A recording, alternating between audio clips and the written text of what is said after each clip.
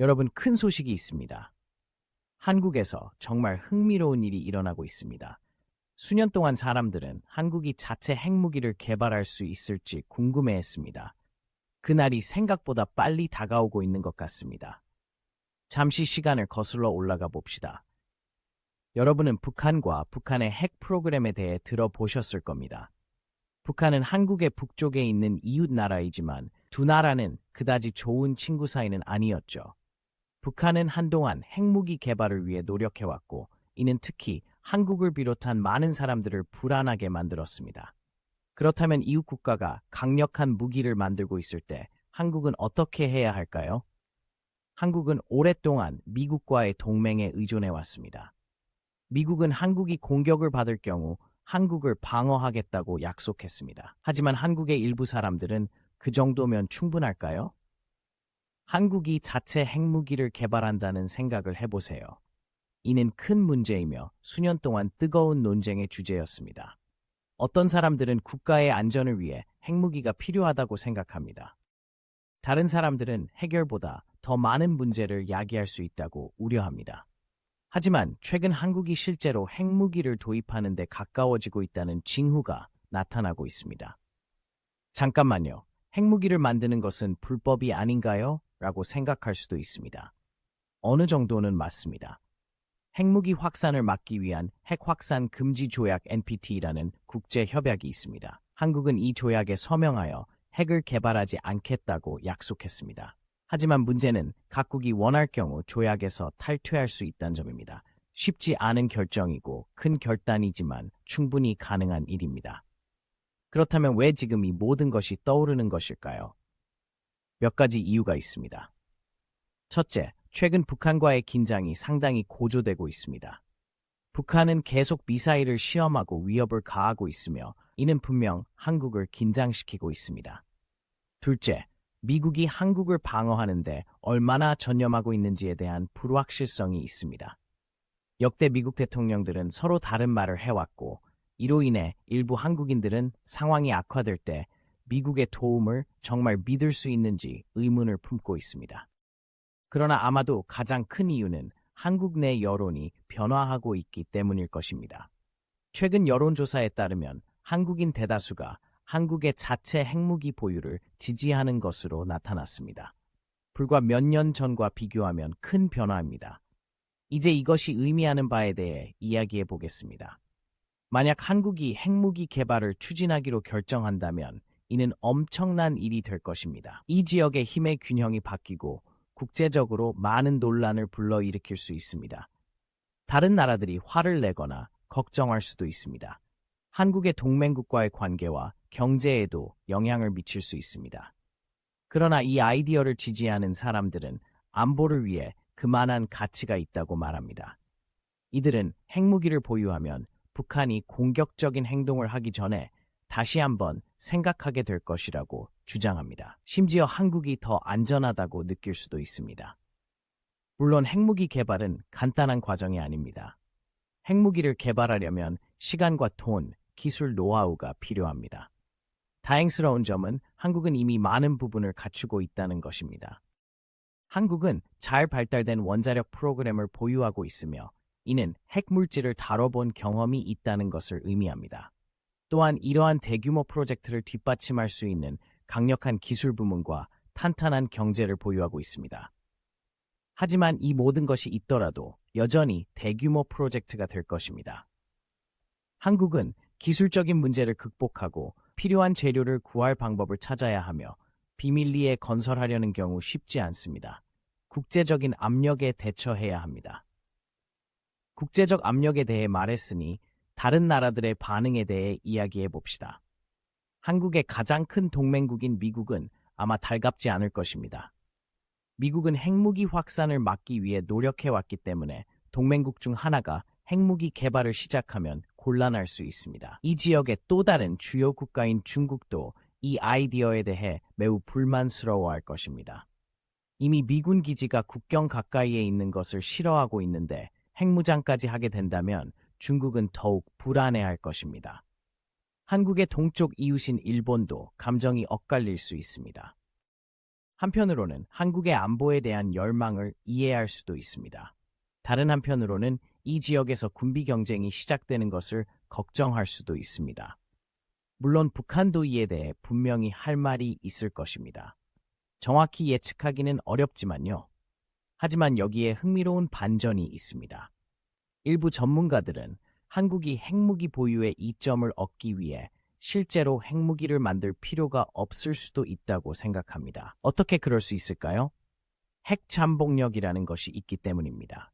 이는 핵무기를 빠르게 만들 수 있는 모든 능력을 갖추고 있지만 당장 핵무기를 만들지 않는 것을 의미합니다. 한국이 이 길을 선택할 수도 있습니다. 핵무기를 만드는 데 필요한 모든 기술과 인프라를 개발하고 원한다면 핵무기를 만들 수 있다는 것을 모든 사람이 알 수 있도록 하되 실제로 폭탄을 만드는 단계에서는 멈출 수 있습니다. 이 접근 방식은 핵무기 보유로 인한 억지력의 일부 이점을 누리면서도 몇 가지 단점도 없앨 수 있습니다. 이제 좋아요. 하지만 이 모든 것이 한국의 일반 사람들에게는 어떤 의미가 있을까요? 라고 궁금해하실 수도 있습니다. 좋은 질문입니다. 만약 한국이 핵무기를 보유하기로 결정한다면 이는 아마도 몇 가지 큰 변화를 의미할 것입니다. 우선, 국방에 더 많은 돈이 지출될 가능성이 높습니다. 이는 세금을 더 많이 내거나 교육이나 의료와 같은 다른 분야에 더 적은 돈을 쓸 수 있음을 의미할 수 있습니다. 또한 특정 연구 및 산업 분야에서 더 많은 비밀이 유지될 수도 있습니다. 하지만 이득도 있을 수 있습니다. 핵 프로그램에 필요한 연구와 개발은 다른 과학 및 기술 분야의 발전으로 이어질 수 있습니다. 특정 산업 분야에서 새로운 일자리를 창출할 수도 있습니다. 물론 국가가 더 안전해진다면 그 나라에 사는 모든 사람에게 큰 이점이 될 것입니다. 세계에서 한국의 입지를 어떻게 바꿀 수 있는지에 대한 질문도 있습니다. 핵무기 보유는 종종 강대국의 상징으로 여겨지기도 합니다. 핵무기를 보유하게 되면 국제 문제에서 한국의 영향력이 커질 수 있습니다. 하지만 일부 국가에서는 한국을 더 조심스럽게 대하거나 심지어 적대적으로 대하는 등 한국을 다르게 대할 수도 있습니다. 현재로서는 이 모든 것이 아직 가정에 불과하다는 점을 기억하는 것이 중요합니다. 한국은 공식적으로 핵무기 개발 계획을 발표하지 않았습니다.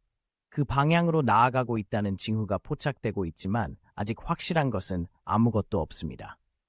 그렇다면 앞으로 어떻게 될까요? 모두가 궁금해하는 질문입니다. 한국이 핵무기 개발에 뛰어들까요? 아니면 핵 잠복 옵션을 선택할까요? 아니면 핵 억지력을 위해 미국에 의존하는 현재의 방식을 고수하기로 결정할까요? 시간이 지나야 알 수 있습니다. 하지만 한 가지 확실한 것은 주목할 만한 가치가 있는 이야기라는 점입니다. 이는 단순히 한국만의 문제가 아니라 동아시아를 비롯한 전 세계 안보의 미래에 관한 이야기입니다. 위협이 끊임없이 변화하는 세상에서 국가가 스스로를 보호하는 방법에 관한 이야기입니다. 그리고 국가가 국민의 안전을 지키기 위해 때때로 어려운 선택을 해야 하는 상황에 대해서도 이야기합니다. 지금까지 한국의 잠재적 핵 미래에 대한 최신 소식을 전해드렸습니다. 쉬운 해답이 없는 복잡한 문제이지만 분명 흥미롭고 중요한 주제입니다. 누가 알겠습니까?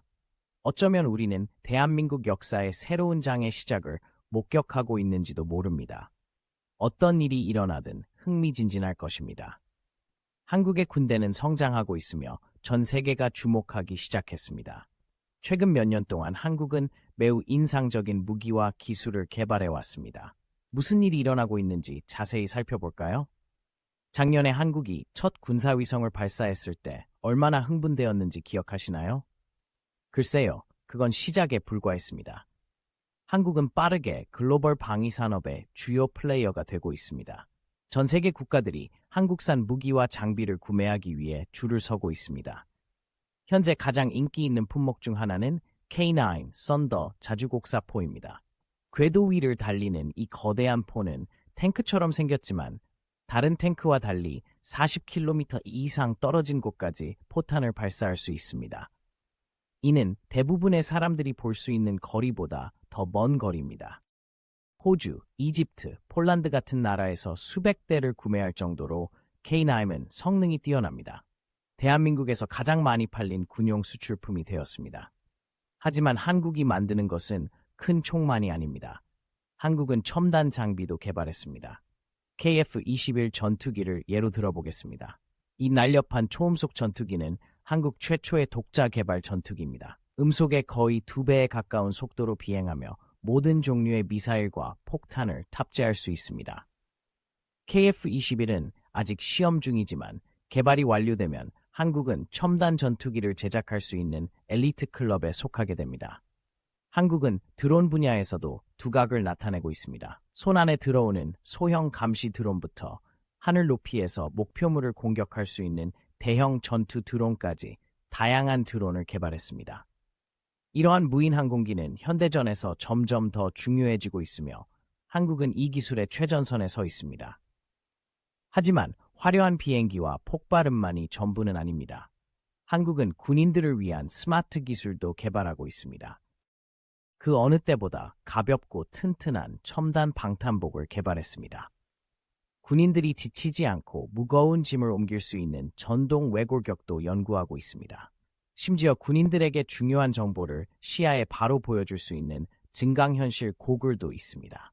한국이 연구하고 있는 가장 멋진 것 중 하나는 전장을 위한 인공지능 기반 로봇입니다. 위험한 지역으로 들어가 적을 정찰하거나 지뢰를 제거할 수 있는 소형 궤도 차량이 안전한 위치에서 병사가 원격으로 조종한다고 상상해보세요.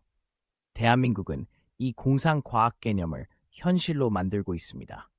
그렇다면 왜 한국이 군대 증강에 그토록 많은 노력을 기울이는지 궁금할 것입니다. 몇 가지 이유가 있습니다.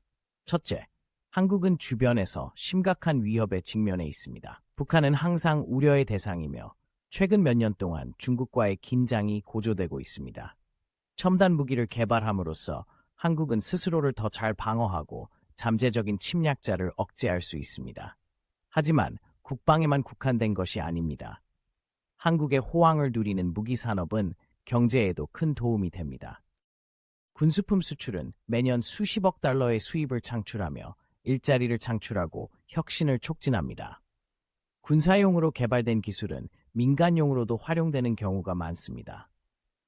예를 들어 군용 로봇을 구동하는 것과 동일한 인공지능을 노인들을 위한 도우미 로봇을 만드는 데 사용할 수 있습니다. 군사 강국으로 부상한 한국의 글로벌 영향력도 커지고 있습니다. 각국이 한국산 무기를 구매하는 것은 단순히 장비를 구매하는 것이 아니라 한국과의 관계를 형성하는 것입니다. 이는 더 긴밀한 외교적, 경제적 관계로 이어질 수 있습니다. 이는 한국이 전 세계에서 파트너십을 구축할 수 있는 방법입니다. 물론 한국의 군사력 증강을 모두가 반기는 것은 아닙니다. 특히 일본과 중국 등 한국의 일부 이웃 국가들은 우려를 표명하고 있습니다. 한국군이 더 강력해지면 영내 힘의 균형이 깨질 수 있다고 우려하고 있습니다. 그러나 한국은 군사력 증강이 순전히 방어적 목적이라는 점을 분명히 해왔습니다. 이러한 우려에도 불구하고 대부분의 국가들은 한국의 방위 산업을 긍정적으로 바라보고 있습니다. 한국의 오랜 동맹국인 미국은 군 현대화를 위한 한국의 노력을 지지하고 있습니다. 많은 유럽 국가들도 한국 무기 체계의 품질과 경제성을 높이 평가하고 있습니다. 최근 몇 년 동안 가장 흥미로운 발전 중 하나는 한국의 우주 기반 군사 기술 진출입니다. 한국은 관측 위성을 발사하는 것 외에도 군대에 안전한 통신을 제공할 수 있는 소형 위성 네트워크를 구축하기 위해 노력하고 있습니다. 향후 우주 기반 무기를 개발할 것이라는 이야기도 있지만 한국은 이를 방어 목적으로만 사용할 것이라고 주장하고 있습니다. 지구로 돌아온 한국은 해군 기술에서 큰 진전을 이루고 있습니다. 이미 스텔스 구축함과 첨단 잠수함 등 인상적인 군함을 건조했습니다. 하지만 진정한 게임 체인저는 한국의 경항공모함 계획일 수 있습니다. 경항공모함은 갑판에서 전투기와 헬리콥터를 발사할 수 있는 거대한 배입니다. 한국이 항공모함 건조에 성공한다면 항공모함 능력을 갖춘 매우 특별한 국가 클럽에 가입하게 될 것입니다. 지상에서 한국은 첨단 네트워크 전쟁에 초점을 맞춰 군대를 혁신하고 있습니다. 여러 부대가 정보를 즉각적으로 공유할 수 있는 시스템을 개발하여 지휘관들이 전장 전체를 실시간으로 파악할 수 있도록 하고 있습니다. 이러한 네트워크 중심 전쟁 접근 방식은 향후 분쟁에서 한국이 상당한 우위를 점할 수 있게 해줄 것입니다. 한국은 사이버전 역량에도 많은 투자를 하고 있습니다. 오늘날과 같이 서로 연결된 세계에서는 물리적 전장뿐만 아니라 사이버 공간에서도 전투가 벌어질 수 있습니다. 한국은 사이버 전사로 구성된 정예 부대를 양성하고 네트워크를 보호하고 잠재적으로 적의 시스템을 교란할 수 있는 첨단 도구를 개발하고 있습니다. 이러한 군사적 발전은 몇 가지 흥미로운 부작용을 낳았습니다. 우선 한국 젊은이들 사이에서 과학과 기술에 대한 새로운 관심을 불러일으켰습니다.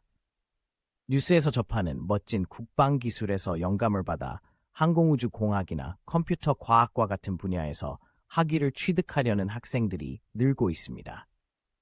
세계 무대에서 한국의 이미지도 바뀌고 있습니다. 경제 강국으로만 인식되던 한국은 이제 군사 강국으로서 존경받고 있습니다. 이 새로운 하드파워는 K-팝과 한국 드라마 등 이미 상당한 소프트 파워를 가진 한국의 위상을 보완하고 있습니다. 물론 현대식 군대를 구축하는 데는 많은 비용이 소요됩니다. 한국은 이 모든 새로운 프로젝트에 자금을 지원하기 위해 최근 몇 년 동안 국방 예산을 대폭 늘려야 했습니다.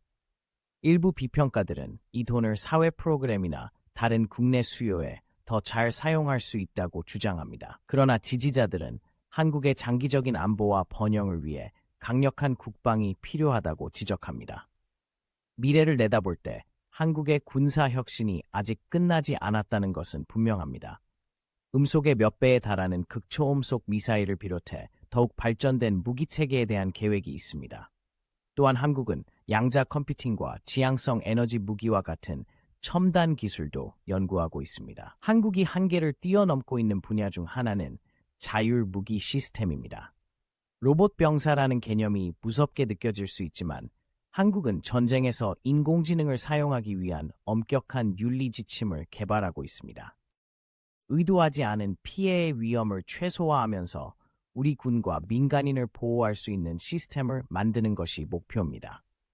군사 기술에 대한 이러한 모든 관심에도 불구하고 한국은 여전히 평화를 위해 최선을 다하고 있다는 점에 주목할 필요가 있습니다. 한국의 지도자들은 이웃 국가를 위협하는 것이 아니라 강력한 억지력을 만드는 것이 목표라고 거듭 강조해 왔습니다. 한국은 국제 평화 유지 임무와 영내 긴장 완화를 위한 외교적 노력에 적극적으로 참여하고 있습니다.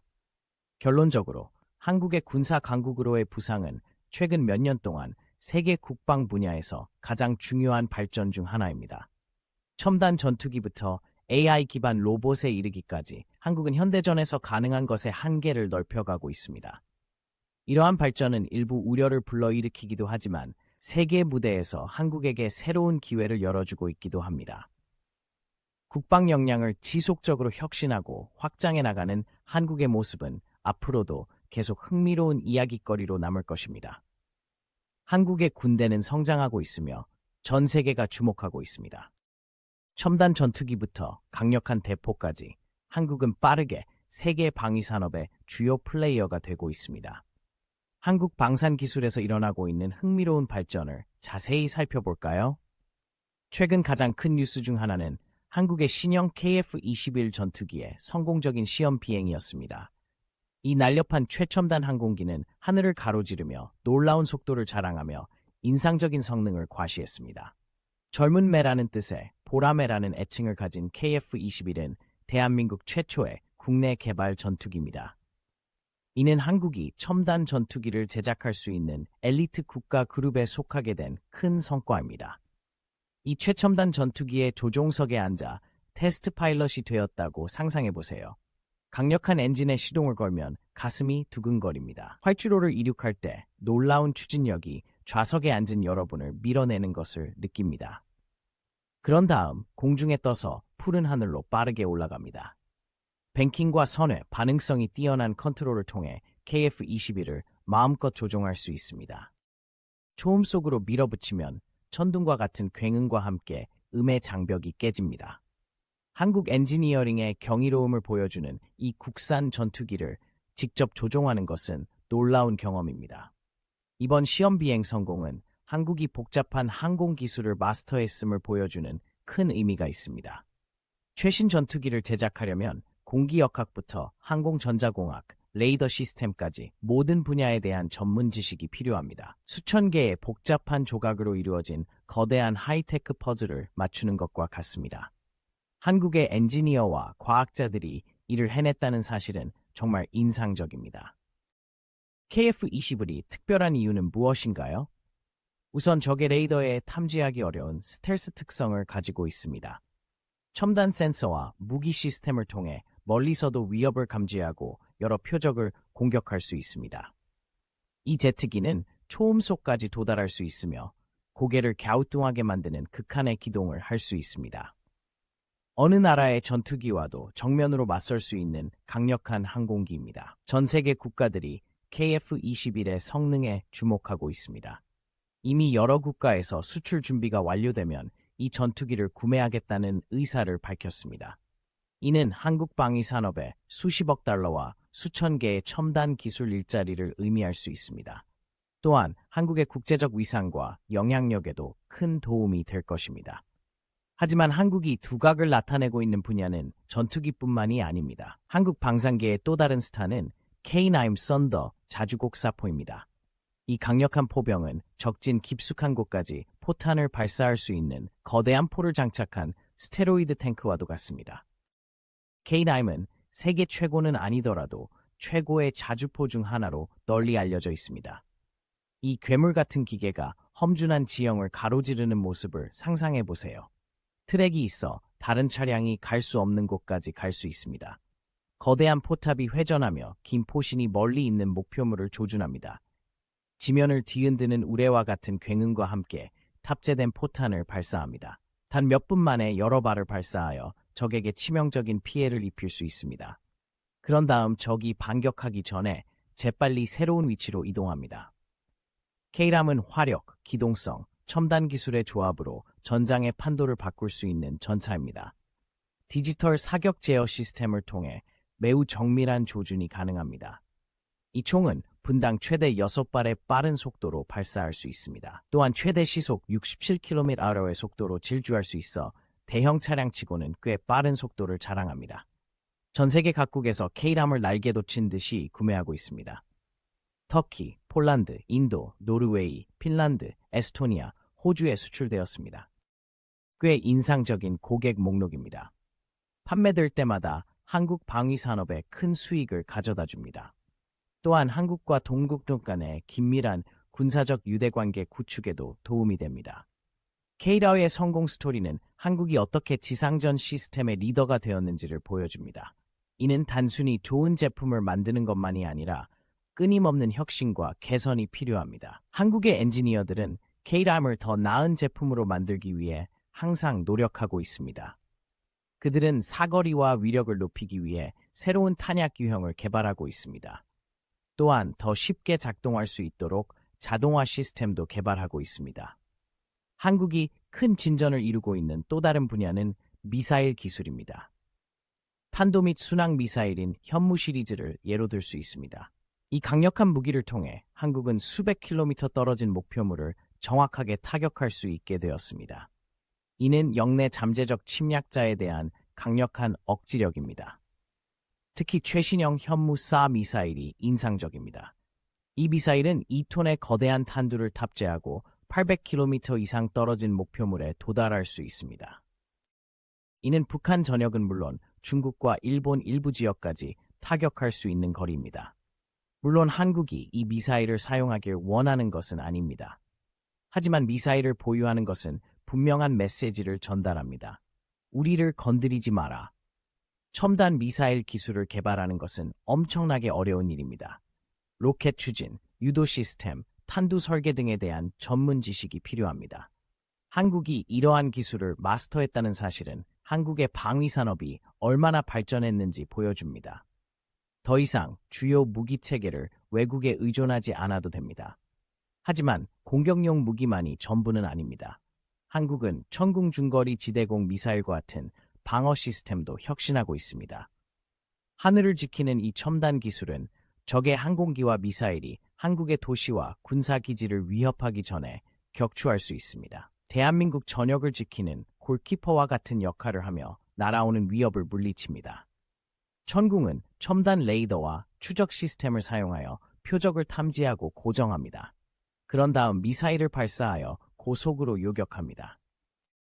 여러 표적을 동시에 공격할 수 있어 강력한 방공 시스템입니다. 여러 국가가 천궁의 효율성을 인정해 구매 의사를 밝히고 있습니다. 한국도 해군 분야에서 두각을 나타내고 있습니다. 한국의 조선소들은 세종대왕급 구축함과 같은 첨단 군함을 생산하고 있습니다. 이 강력한 함정은 세계에서 가장 크고 강력한 구축함 중 일부입니다. 최첨단 센서와 무기, 전자 시스템으로 가득 차 있어 떠다니는 요새와도 같습니다. 거친 바다를 헤쳐나가는 구축함의 함교에 서 있다고 상상해 보세요. 거대한 파도가 뱃머리에 부딪히지만 배는 흔들리지 않습니다. 사방에는 컴퓨터 화면이 어지러울 정도로 많은 정보를 표시합니다. 레이더는 수백 킬로미터의 하늘과 바다를 사방으로 스캔합니다. 미사일 발사대는 언제든 발사할 준비가 되어 있습니다. 공상과학 영화에서나 나올 법한 모습이지만 매우 현실적인 모습입니다. 이 구축함은 한국 해군에 막강한 힘을 제공합니다. 공중, 지상, 수중 위협을 방어할 수 있습니다.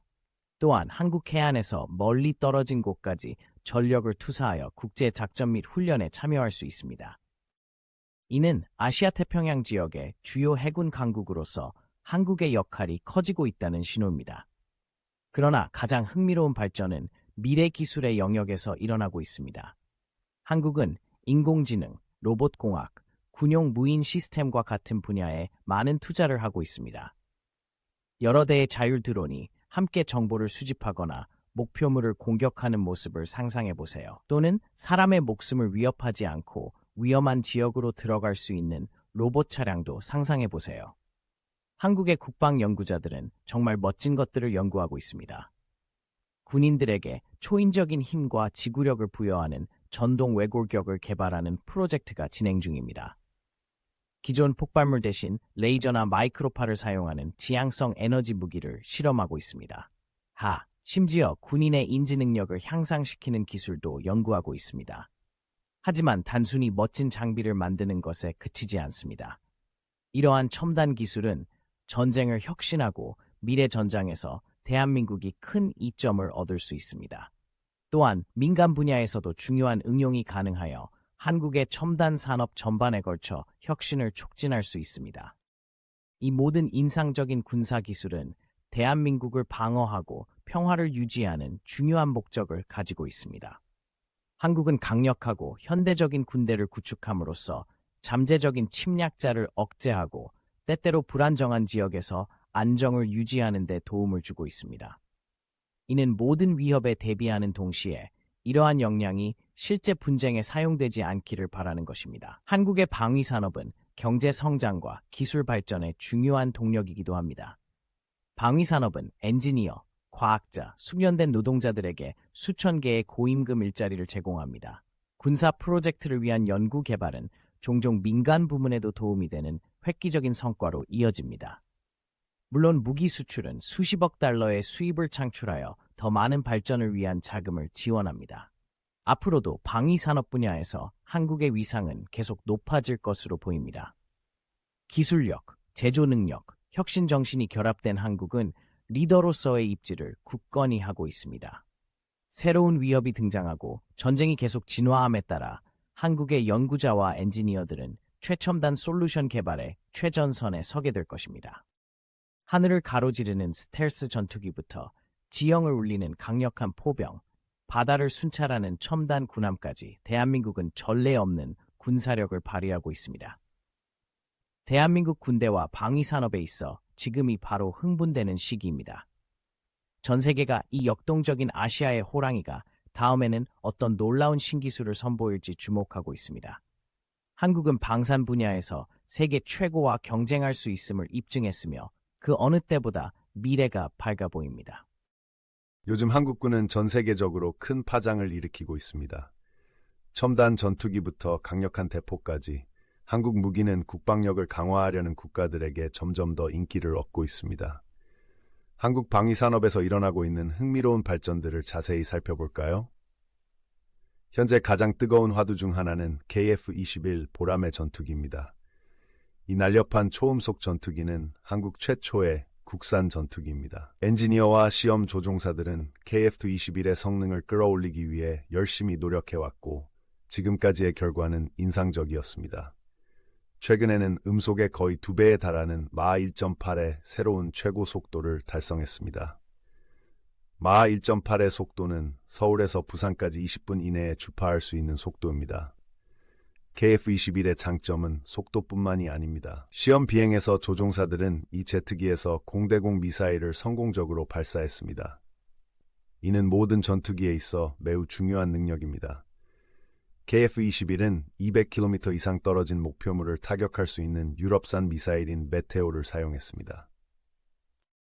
이는 서울 상공을 비행하면서 대전에 있는 적기를 격추할 수 있다는 것과 같습니다. 한국 엔지니어들이 이 첨단 미사일을 KF-21의 시스템과 통합할 수 있었다는 사실은 이 항공기가 얼마나 정교해지고 있는지를 보여줍니다. 전 세계 국가들이 KF-21의 발전에 주목하고 있습니다.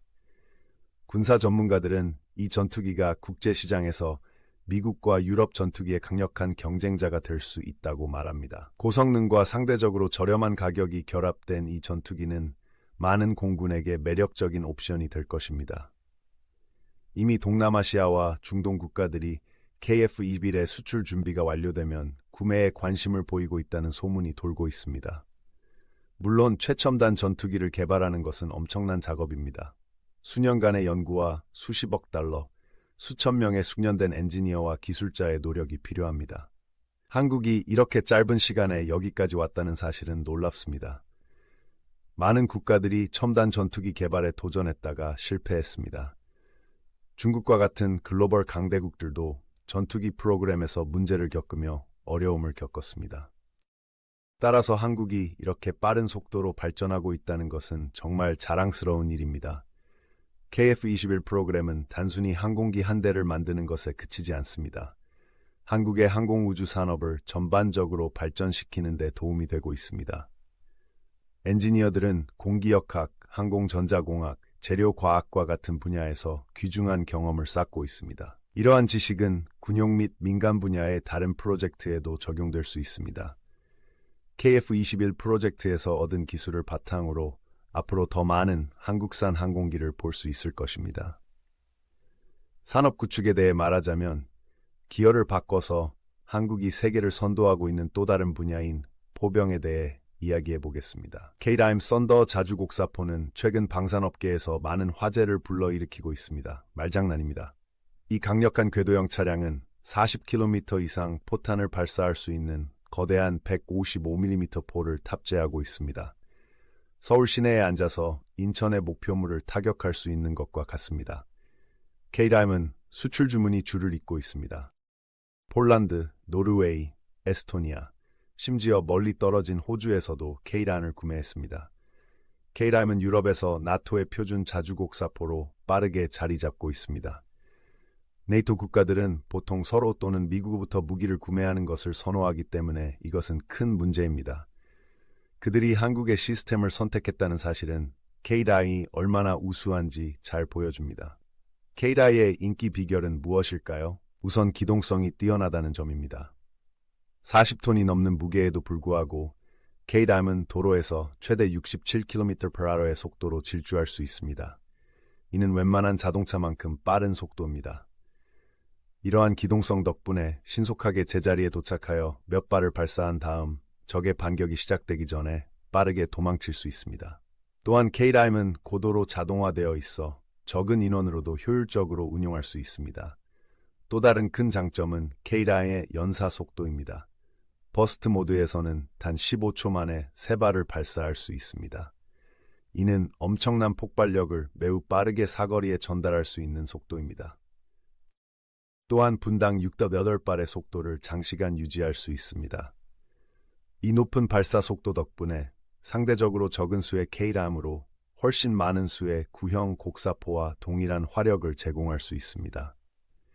한국 엔지니어들은 K-라임의 성공에 안주하지 않습니다. 그들은 끊임없이 개선과 업그레이드를 위해 노력하고 있습니다. 최신 버전인 K-라임 A1은 더 나은 센서와 개선된 사격 통제 시스템을 갖추고 있으며 드론 항공기와 함께 조준할 수 있습니다. 향후에는 거의 완전 자동화되어 최소한의 승무원만 필요한 모델도 개발할 계획입니다. K2의 성공은 한국 방위산업 전반에 걸쳐 파급 효과를 일으키고 있습니다. 예를 들어 한국은 현재 K9에 장착할 정밀 유도 포탄을 자체 개발 중입니다. 이 스마트 탄약은 비행 경로를 조정하여 원거리에서도 목표물 수미터 이내를 타격할 수 있습니다. 이 포탄이 성공한다면 한국은 이 기술을 보유한 국가 중 엘리트 클럽에 속하게 될 것입니다. 하지만 제트기나 곡사포와 같은 고가의 무기만이 파장을 일으키는 것은 아닙니다. 한국은 미사일 기술로도 유명해지고 있습니다. 탄도 및 순항 미사일인 현무 시리즈를 예로 들어보겠습니다. 이 강력한 무기를 통해 한국은 북한 전역의 목표물을 타격할 수 있으며 필요하면 중국까지 타격할 수 있습니다. 현무의 일부 버전은 1톤이 넘는 탄두를 탑재할 수 있습니다. 현무 계열에 가장 최근에 추가된 현무4는 최대 800km 떨어진 목표물을 타격할 수 있는 것으로 알려졌습니다. 이는 베이징까지 도달할 수 있는 거리입니다. 한국은 이 미사일이 순전히 자위용이라고 말하지만 이 미사일의 존재는 이 지역의 잠재적 적들에게 강력한 메시지를 보냅니다. 한국이 첨단 미사일 시스템을 자체적으로 생산할 수 있는 기술 노하우를 보유하고 있다는 것을 보여줍니다. 이러한 미사일 기술은 다른 무기에도 적용되고 있습니다. 한국은 긴 해안선을 보호하기 위해 여러 종류의 대함 미사일을 개발했습니다. 최신 버전은 첨단 레이더 탐색기를 사용하며 파도 바로 위를 스치듯 지나가 탐지를 피할 수 있습니다. 이러한 미사일은 한국 해역에 접근하려는 적의 군함에 심각한 위협이 될 수 있습니다. 방어적인 측면에서 한국은 자체 미사일 방어 시스템도 개발하고 있습니다. 천궁 중거리 지대공 미사일은 이미 실전 배치되어 주요 시설을 공습으로부터 보호하고 있습니다. 더 강력한 장거리 시스템인 LSAM도 개발 중입니다. 이 시스템이 완성되면 미국의 사드 시스템과 유사하게 대기권 상공에서 탄도미사일을 격추할 수 있게 됩니다. 이 모든 군사기술은 단지 보여주기 위한 것이 아닙니다. 한국은 특히 북한으로부터 매우 실질적인 안보 위협에 직면해 있습니다. 한국은 자체적으로 첨단 무기를 개발함으로써 침략을 억제하고 필요시 스스로를 방어할 수 있는 능력을 향상시킬 수 있습니다. 또한 외국 무기에 대한 의존도를 줄여 한국의 전략적 독립성을 강화할 수 있습니다. 한국 방위산업의 성장은 경제적 성공 사례이기도 합니다. 최근 몇 년간 무기 수출이 호황을 누리면서 수십억 달러의 수입을 올리고 수천 개의 첨단 기술 일자리를 창출했습니다. 방위산업은 전자, 조선 등 잘 알려진 분야와 함께 한국 경제의 중요한 부분이 되었습니다. 물론 이러한 성공은 하루아침에 이루어진 것은 아닙니다. 한국은 수십 년 동안 꾸준히 국방 역량을 강화해 왔습니다. 한국 전쟁 이후 몇 년 동안 한국은 미국의 무기와 지원에 크게 의존했습니다. 하지만 1970년대부터 한국은 자체 방위산업에 투자하기 시작했습니다. 초기 프로젝트는 외국 무기의 라이선스 생산 버전인 경우가 많았습니다. 하지만 시간이 지나면서 한국 엔지니어들은 자체적으로 독창적인 설계를 개발할 수 있는 기술과 자신감을 얻게 되었습니다. 그 모든 노력과 투자의 결과가 지금 나타나기 시작했습니다. 한국산 무기는 미국, 러시아, 유럽 등 전통적인 무기 수출 강국의 무기들과 정면으로 경쟁하고 있습니다. 많은 경우 한국 제품은 높은 성능과 경쟁력 있는 가격의 조합 덕분에 승리하고 있습니다. 미래를 내다보면 한국의 방위산업에는 흥미로운 프로젝트가 많이 있습니다. 무장 드론부터 자율주행 탱크, 위성 조기 경보 시스템에 이르기까지 다양한 프로젝트가 진행 중입니다. 한국이 궁극적으로 자체 핵잠수함을 개발할 것이라는 이야기도 있지만 이는 엄청난 규모의 작업이 될 것입니다. 주목해야 할 분야 중 하나는 미래형 병사 시스템의 개발입니다. 이 첨단 보병 키트는 첨단 방탄복, 헬멧 장착 디스플레이, 네트워크 통신 및 기타 장치를 결합하여 개별 병사가 전장에서 훨씬 더 뛰어난 능력을 발휘할 수 있도록 합니다. 한국은 이 기술에 막대한 투자를 하고 있으며 이는 향후 분쟁에서 군대가 큰 우위를 점할 수 있게 해줄 것입니다. 또 다른 흥미로운 분야는 레이저와 같은 지향성 에너지 무기입니다. 여러 국가에서 이 미래형 시스템을 연구하고 있는데 이 시스템은 강렬한 광선을 사용하여 목표물에 피해를 입힙니다. 한국도 뒤처지고 싶지 않아 레이저 무기 연구에 자원을 쏟아붓고 있습니다. 머지않은 미래에 한국산 레이저 방어 무기가 선박과 기지를 지키는 모습을 볼 수 있을지도 모릅니다. 물론 이러한 군사기술의 발전으로 인해 한국이 너무 군사적으로 변하는 것이 아니냐는 우려의 목소리도 있습니다. 하지만 한국의 공식적인 국방정책은 여전히 억지력과 자위력에 기반을 두고 있다는 점을 기억하는 것이 중요합니다. 이 모든 첨단 무기는 전쟁을 예방하기 위한 것이지 전쟁을 일으키기 위한 것이 아닙니다. 한국은 한반도와 더 넓은 지역의 평화와 안정을 위해 최선을 다하고 있습니다. 한국의 방위산업은 유럽에서 중동에 이르기까지 전 세계가 주목하는 첨단 무기와 기술로 전 세계를 놀라게 하고 있습니다. 한때 외국 무기에 의존하던 아시아의 작은 국가가 이제는 세계 방산 시장의 주요 플레이어가 되었습니다. 한국에서 이루어지고 있는 흥미로운 개발 성과를 자세히 살펴볼까요? 루마니아는 가장 최근에 K-라웨 열풍에 합류한 국가입니다. 루마니아는 이 강력한 자주포를 운용하는 국가들의 모임인 K9 유저 클럽의 10번째 회원이 될 예정입니다. K-라웨의 인기 비결은 무엇일까요? 전장의 야수이기 때문입니다. 분당 최대 6발까지 발사할 수 있고 40km 떨어진 목표물을 명중시킬 수 있으며 적이 대응하기 전에 새로운 위치로 이동합니다. 또한 극한의 더위와 추위에서도 작동할 수 있을 정도로 견고합니다. 하지만 대한민국은 현실에 안주하지 않습니다. 이미 K9의 차세대 버전인 K9A2를 개발 중입니다. 이 새로운 버전은 분당 9발을 발사할 수 있는 자동 장전 시스템으로 더욱 치명적일 것입니다. 또한 승무원을 위한 더 나은 보호 기능과 첨단 디지털 시스템도 탑재될 예정입니다.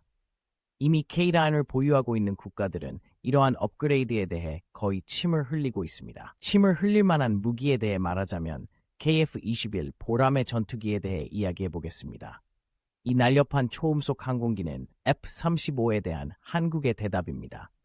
최근 테스트에서 소음 장벽을 깨는 중요한 이정표를 세웠습니다. 초음속 전투기를 만들 수 있는 국가는 많지 않기 때문에 이는 큰 의미가 있습니다. KF-21은 은밀하고 민첩하며 첨단 센서와 무기를 탑재하도록 설계되었습니다. 아직 테스트 중이지만 이미 여러 국가에서 구매를 희망하는 국가들이 줄을 서고 있습니다. KF-21의 가장 인상적인 점은 대부분의 기술을 한국이 자체 개발했다는 점입니다.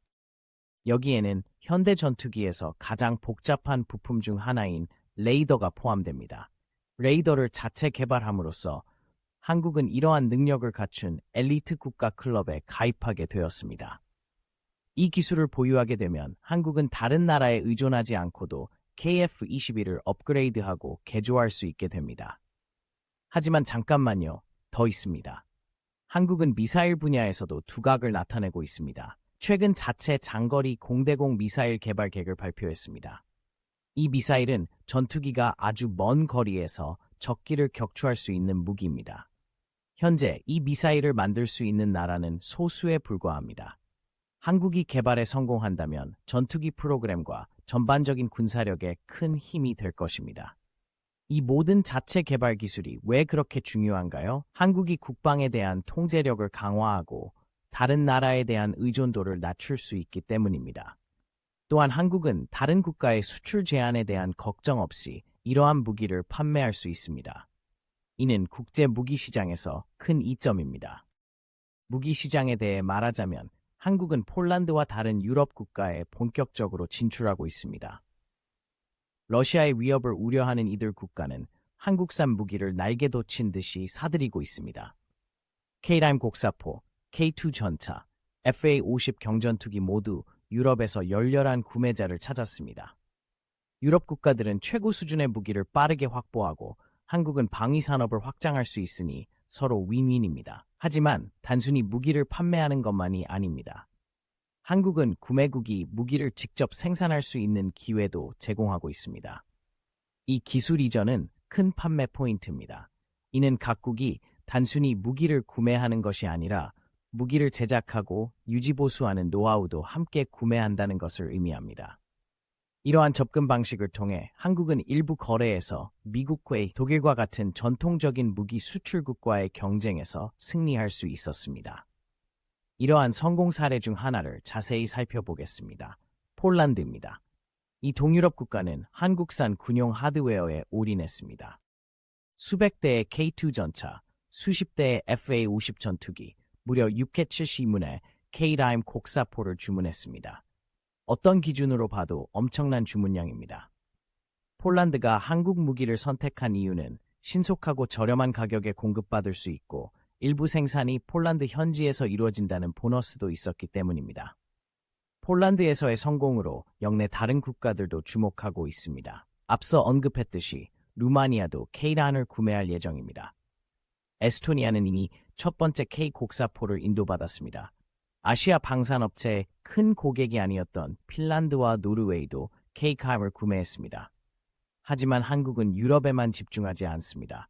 중동에서도 큰 성과를 거두고 있습니다. 최근 사우디아라비아에서 열린 방산 전시회에서 한국 기업들은 장갑차부터 드론까지 다양한 제품을 선보이며 주목을 받았습니다. 사우디는 특히 방공 시스템에 관심이 많은데 한국의 천궁 I 미사일 시스템이 높은 관심을 받고 있습니다. 이 모든 성공의 원동력은 무엇일까요? 우선 한국은 고품질의 제품을 적시에 경쟁력 있는 가격으로 납품하는 것으로 정평이 나 있습니다. 하지만 그 이상도 있습니다. 한국은 정치적으로도 안전한 선택지로 인식되고 있습니다. 다른 주요 무기 수출국들과 달리 한국은 무기 판매에 정치적 목적을 두지 않습니다. 따라서 지정학적 문제에 얽매이지 않고 군대를 현대화하려는 국가들에게 매력적인 선택지입니다.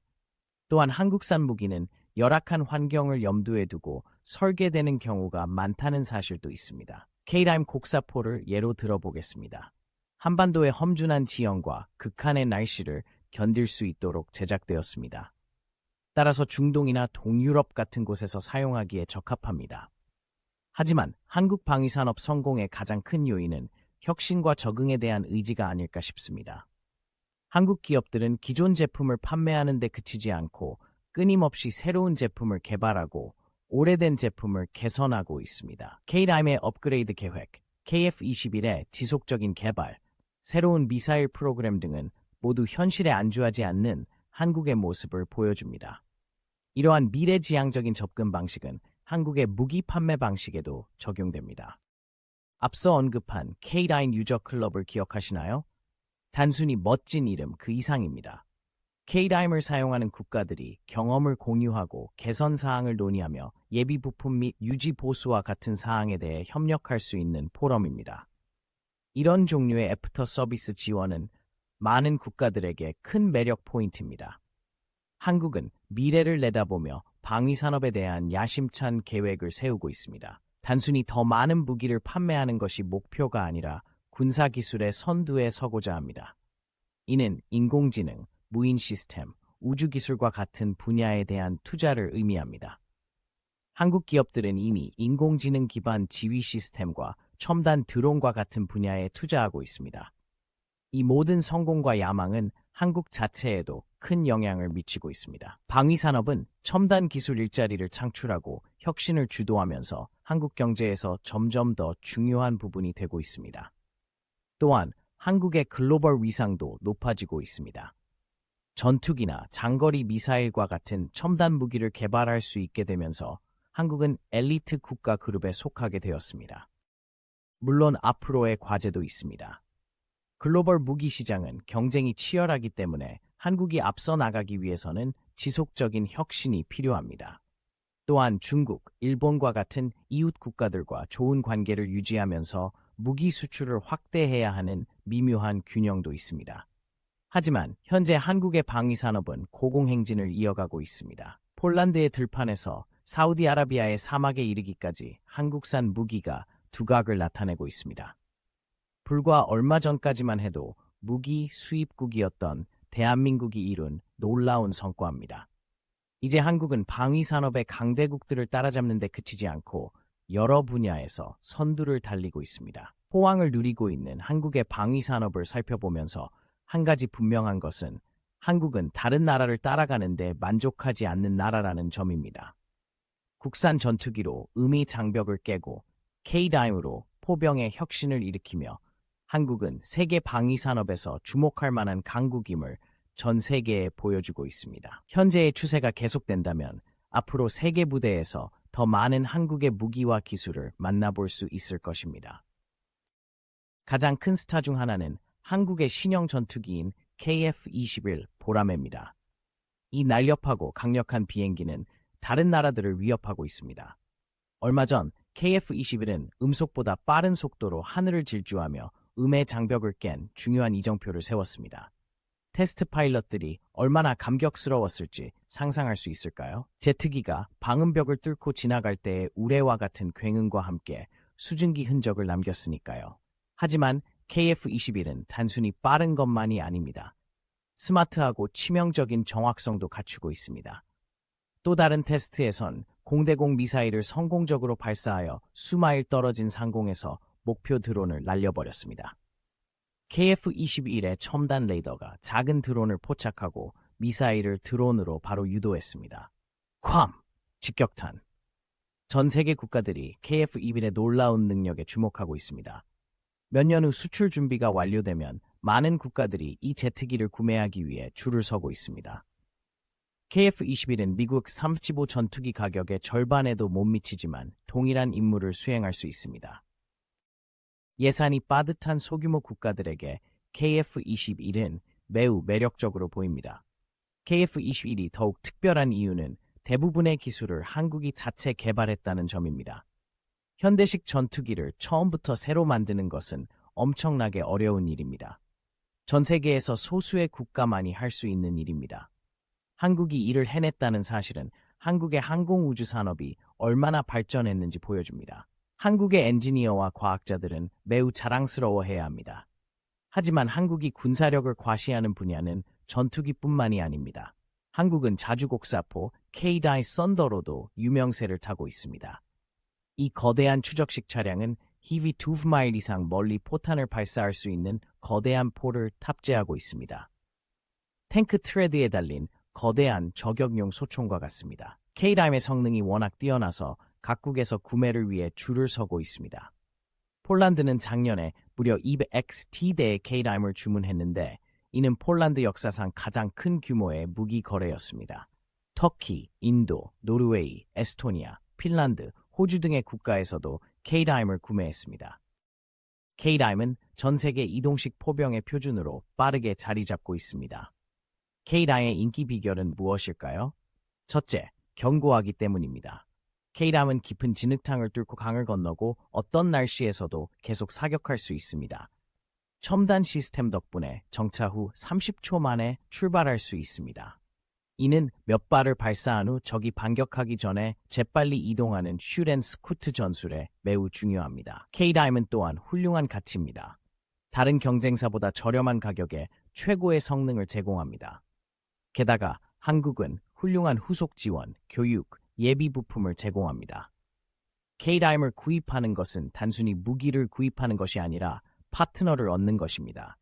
대한민국은 K-다임도 계속 개선하고 있습니다. 최신 버전은 정확도가 더욱 향상되었으며 그 어느 때보다 빠르게 발사할 수 있습니다. 또한 첨단 디지털 시스템과 승무원 보호 기능을 갖춘 새로운 K9A1 모델도 있습니다. 대한민국은 현실에 안주하지 않고 경쟁에서 앞서 나가기 위해 노력하고 있습니다. 한국이 두각을 나타내고 있는 것은 대형 무기 시스템뿐만이 아닙니다.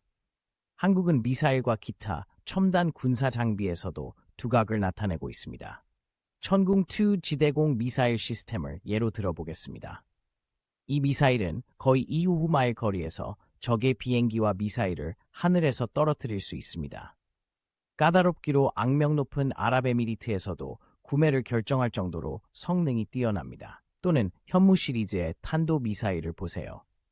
이 로켓은 수백 마일 떨어진 목표물을 정확하게 타격할 수 있습니다.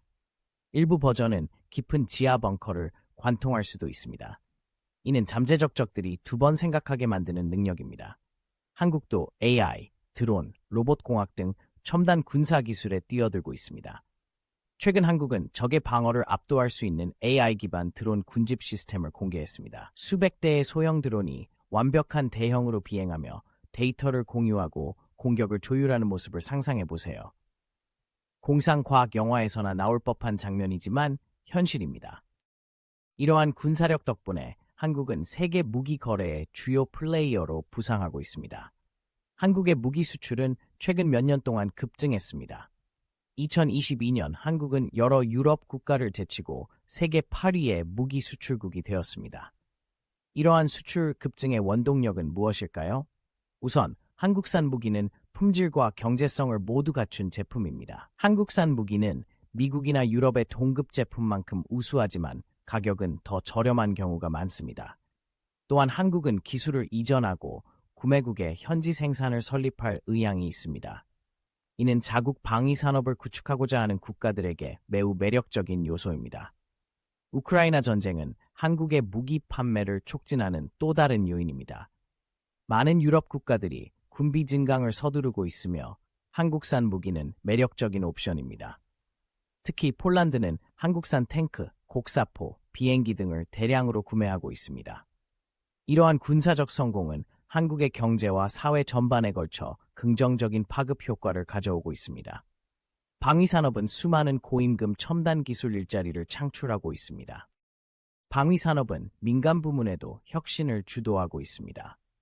또한 많은 한국인들은 세계 무대에서 경쟁하는 한국의 기술을 보며 국가적 자부심을 느끼고 있습니다.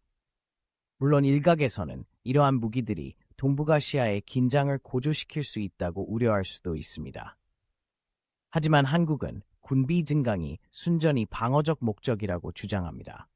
한국은 특히 북한으로부터 심각한 위협에 직면해 있습니다. 강력하고 현대적인 군대는 잠재적인 침략자를 억제하여 평화를 유지하는 데 도움이 됩니다. 군사 강국으로 부상한 한국은 미국과의 동맹도 강화하고 있습니다. 미군 지도자들은 한국의 무기에 깊은 인상을 받았으며 더욱 긴밀히 협력하기를 원하고 있습니다. 한미 양국은 정기적으로 합동 군사훈련을 실시하고 있으며 양국군의 상호 운용성을 높이기 위해 노력하고 있습니다. 한국은 미래를 내다보며 군사기술을 계속 발전시킬 큰 계획을 가지고 있습니다. 한국은 북한과 다른 잠재적 위협을 감시하기 위해 자체적으로 첨단 정찰 위성을 개발하고자 합니다. 또한 차세대 전차, 함정 등을 위한 프로젝트도 진행 중입니다. 가장 흥미로운 분야 중 하나는 한국의 자체 제트 엔진 개발 추진입니다. 전 세계에서 현대식 전투기 엔진을 제작할 수 있는 나라는 소수에 불과합니다. 한국이 이 기술에 성공한다면 매우 특별한 클럽에 가입하게 될 것입니다. 그러면 앞으로 외국산 엔진에 의존하지 않고도 훨씬 더 첨단화된 전투기를 만들 수 있게 될 것입니다. 한국은 사이버전과 전자전 역량에도 막대한 투자를 하고 있습니다. 미래의 모든 분쟁에서 디지털 전장은 물리적 전장만큼이나 중요해질 것입니다. 한국은 네트워크를 보호하는 동시에 필요한 경우 적의 시스템을 교란할 수 있는 능력을 확보하고자 합니다. 우주 역시 한국이 군사력을 확장하고자 하는 또 다른 영역입니다. 한국은 꾸준히 우주 프로그램을 구축해왔으며 자체 로켓으로 군사위성을 발사할 수 있기를 원하고 있습니다. 심지어 한국이 향후 대위성 무기를 개발할 가능성이 있다는 이야기도 나오고 있습니다. 물론 이 모든 군사 개발에는 많은 비용이 소요됩니다. 하지만 한국은 이를 안보와 국제적 위상을 위한 필수적인 투자로 보고 있습니다. 한국은 국방 예산을 꾸준히 늘려왔으며 현재 연간 약 500억 달러에 달합니다. 여전히 미국이나 중국과 같은 강대국에 비하면 훨씬 적은 금액이지만 인상적인 현대식 군대를 운영하기에는 충분합니다. 불과 70년 전 한국 전쟁으로 폐허가 된 국가였던 대한민국이 군사 강국으로 부상한 것은 놀라운 일입니다. 이는 결단력, 현명한 계획, 첨단 산업에 대한 집중으로 무엇을 성취할 수 있는지 보여줍니다.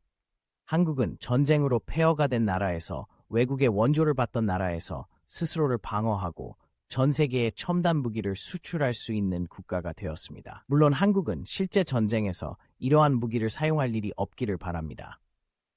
궁극적인 목표는 힘과 억지력을 통해 평화를 유지하는 것입니다. 그러나 만약 분쟁이 발생한다면 한국은 지구상에서 가장 진보된 군사기술로 스스로를 방어할 준비가 되어 있을 것입니다. 한국의 군사력이 성장함에 따라 아시아를 비롯한 전 세계의 힘의 균형이 어떻게 형성될지 지켜보는 것은 흥미로울 것입니다. 북한과의 군비 경쟁으로 이어질까요? 한미 동맹의 역학관계에 변화가 생길까요? 중국은 어떻게 반응할까요? 이러한 질문은 미래에 대한 큰 질문입니다. 하지만 현재로서는 한국이 얼마나 멀리 왔는지에 대해 자부심을 가질 수 있습니다. 하늘을 가로지르는 전투기부터 땅을 울리는 포병, 우주를 날아가는 미사일까지 한국은 전 세계의 강대국의 면모를 보여주고 있습니다. K-팝과 삼성의 땅이 강력한 군사력의 나라로 거듭나고 있습니다. 그리고 이러한 흐름은 앞으로도 계속 이어질 것입니다.